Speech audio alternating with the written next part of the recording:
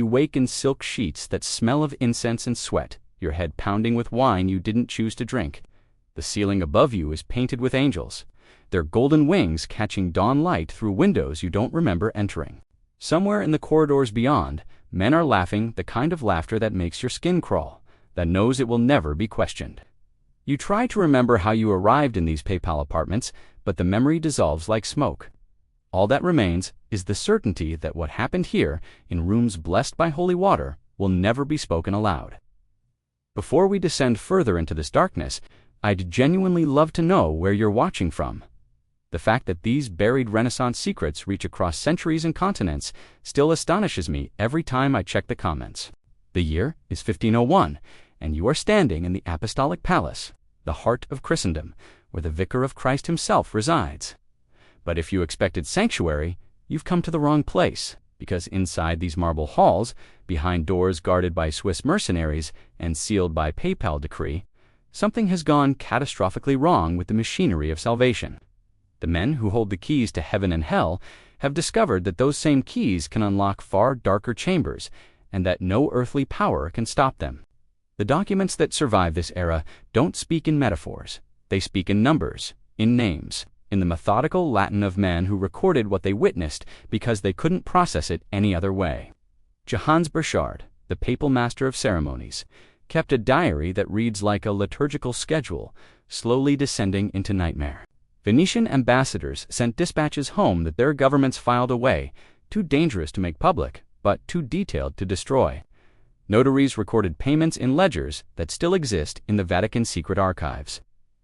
Their marginalia, betraying disgust, their official duties forbade them to express these weren't scandalmongers or Protestant propagandists inventing atrocities. These were men whose careers depended on discretion, breaking their silence because what they witnessed broke something inside them. At the center of this corruption stands Rodrigo Borgia, who became Pope Alexander VI in 1492. Through an election so blatantly purchased that ambassadors listed the bribes in their reports, like grocery receipts, from mule loads of silver to Cardinal Sforza, the wealthy abbey of Subiaco to Cardinal Colonna, offices, estates, and promises delivered to every cardinal whose vote could be bought. The conclave wasn't a spiritual discernment, it was an auction, and Rodrigo Borgia had spent decades accumulating the fortune to win it. But simony was just the foundation. What Rodrigo built on top of that foundation would make the sale of the papacy look almost quaint.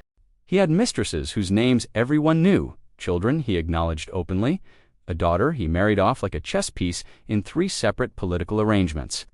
Lucretia Borgia's weddings and annulments were conducted with PayPal bulls that rewrote canon law to suit family strategy. Her first husband was discarded when his political value expired. Her second was likely murdered when he became inconvenient. Throughout it all, Lucretia herself remains a cipher in the records decorated, displayed, and deployed, her own voice nearly silent beneath the weight of what her father and brother required her to be. And her brother Cesare, the cardinal who resigned his holy orders to become a warlord, embodied the complete inversion of sacred office into dynastic weapon. Machiavelli would later study Caesar's methods with horrified admiration: the targeted assassinations, the military campaigns funded with church revenues, the systematic elimination of anyone who stood between the Borgia family and territorial control of central Italy. Papal authority, which was supposed to call kings to account, had become a private army for one family's ambitions.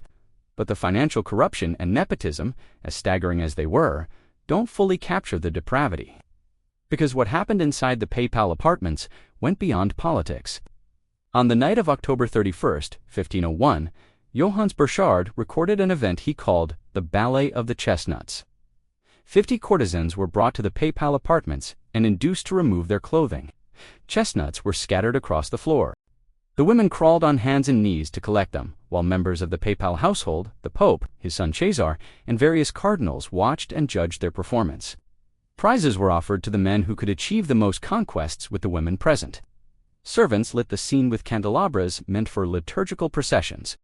Burchard's Latin is clinical, almost bureaucratic, which somehow makes it more horrifying. He describes the event the way he described feast day protocols, as if recording it in the same ledger as Vespers and Benedictions might somehow make it processible. But beneath the official prose, you can feel his need to document, to create a record that this happened, that he wasn't hallucinating, that the sacred office he served had truly hosted an orgy in rooms where petitioners came to seek apostolic blessing. The Venetian ambassador's dispatch corroborates the account, though his government would quietly bury the report for decades. He adds details Burchard omitted, that some of the women were there involuntarily, brought by families who owed the Pope favors and couldn't refuse, that payments were made afterward, recorded in the books as charitable donations to households that supplied the evening's entertainment. You might want to dismiss this as impossible exaggeration. People have been slandering popes for centuries, inventing scandals to discredit rivals. But the problem is the convergence of sources. When a PayPal insider, foreign diplomats, and financial records all point to the same events, skepticism becomes its own form of willful blindness. And the ballet of the chestnuts wasn't an isolated incident. It was part of a pattern of entertainments that transformed the papal court into theater of humiliation disguised as festivity.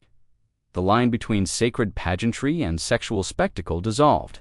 Ritual objects were repurposed. Rooms designed for confession became stages for display. The entire architectural and ceremonial apparatus of the church, the symbolism, the hierarchy, the spaces marked as holy, was instrumentalized for private pleasure. The question that haunts the archives is simple and unanswerable. How did no one stop this? The answer lies in the infrastructure of complicity. Cardinals who might have objected were themselves implicated in simony and nepotism. The College of Cardinals had become a club of wealthy families protecting each other's interests. Reformers existed. Dominican friar Girolamo Savonarola in Florence preached furiously against papal corruption, but they could be silenced. Savonarola was excommunicated, arrested, and burned at the stake in 1498. His calls for moral renewal extinguished by the very authority he'd challenged.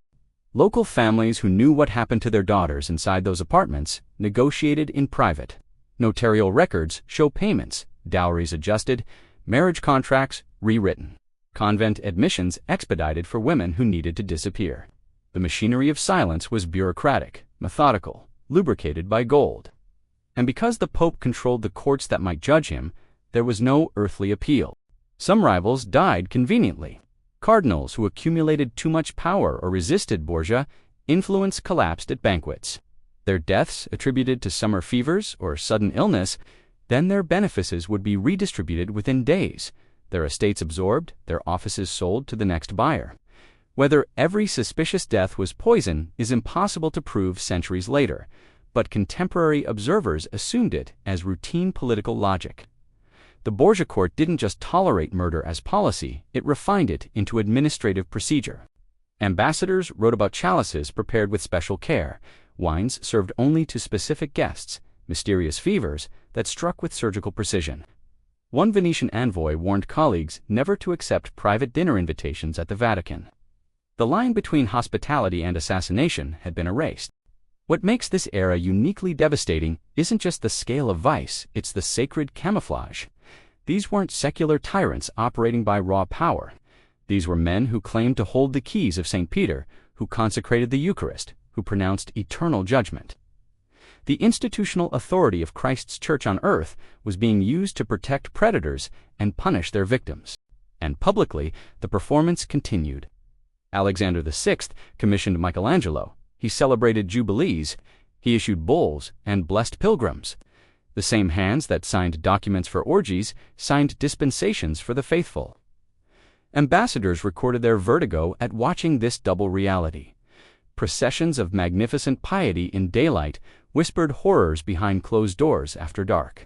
Lucretia Borgia's story crystallizes the human cost. Modern historians have worked to rehabilitate her reputation, noting that she became a capable administrator and patron of arts in Ferrara after her father's death. But the records from her earlier years show a woman with almost no agency. Her marriages arranged and dissolved according to Borgia political needs. She was 13 when first wed, 17 when that marriage was annulled on the obviously false grounds of non-consummation, 21 when her second husband was murdered, each transition marked by PayPal documents that rewrote reality to suit necessity. She bore children whose paternity was deliberately obscured in official records. She lived under constant surveillance by her father and brother, and when she finally escaped to Ferrara, the Borgia reputation clung to her whispers that never fully disappeared. a stain that wasn't hers to bear but that marked her nonetheless. The documents suggest a woman caught in machinery she didn't build and couldn't stop. The end came not through internal reform, but through external mortality. In August 1503, Alexander VI fell ill after dining at a cardinal's vineyard. Within days, he was dead.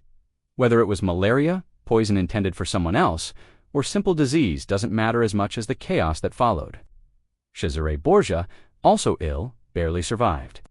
The Borgia power structure, built entirely on Alexander's papal authority, collapsed within weeks. Johannes Burchard recorded the Pope's death with the same meticulous detail he'd applied to everything else. He described the body's rapid decomposition, servants who refused to approach it. A hasty burial conducted with minimal ceremony, the man who had commanded Christendom was shoved into a coffin too small, his corpse already blackening, attended by terrified functionaries who just wanted it over. The cardinals elected a reformed pope, Pius III, who lived 26 days.